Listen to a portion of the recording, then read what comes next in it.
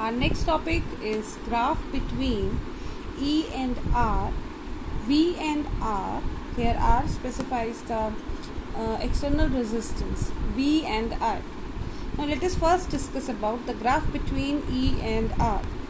Taking E along the y-axis and R along the x-axis. Since E is the EMF of the cell when no current is drawn from the circuit, or the circuit is open circuit. Since circuit is open, so there is no role of R, the external resistance R. So it means E is independent of R, or we can say the graph between E and R is a straight line. Second graph is graph between V and R, Now we know that V is equal to E minus IR, we have just done, and E minus I, we know that V by R into R. Give it number 1, or V plus V by R into R is equal to E, taking V common, 1 plus R by capital R is equal to E. It's not epsilon, it is E. So V is equal to E upon 1 plus R by R. Clearly, if this R increases, this factor R by R decreases, or we can say this factor 1 plus R by R decreases and V increases, right? It means on increasing R, V increases, but exponentially.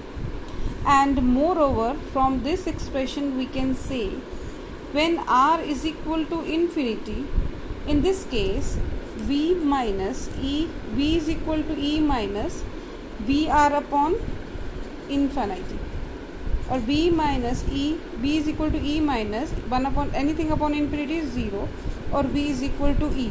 It means when R becomes infinity, V is equal to E, that is EMF of the resistance.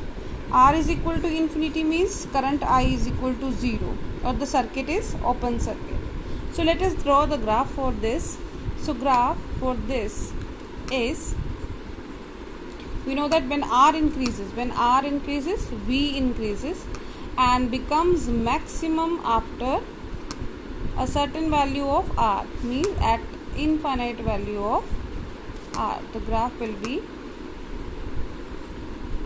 this one. It becomes maximum equal to EMF. V is equal to EMF at the value of R is equal to infinity. So this is the graph between V and R. Now let us discuss about the third graph, which is between V and I. For the graph between V and I, let us manipulate this equation. V can be written as minus IR plus E. Comparing this with equation y is equal to mx plus c, clearly this is a straight line graph having R minus R as slope and E as intercept. So plotting the graph as this is V and this is I, so the graph will be like this. Here E is the intercept on the voltage axis and minus R is the slope of the graph. Clearly as I increases, V decreases. So these are three important graphs that we need to do very well.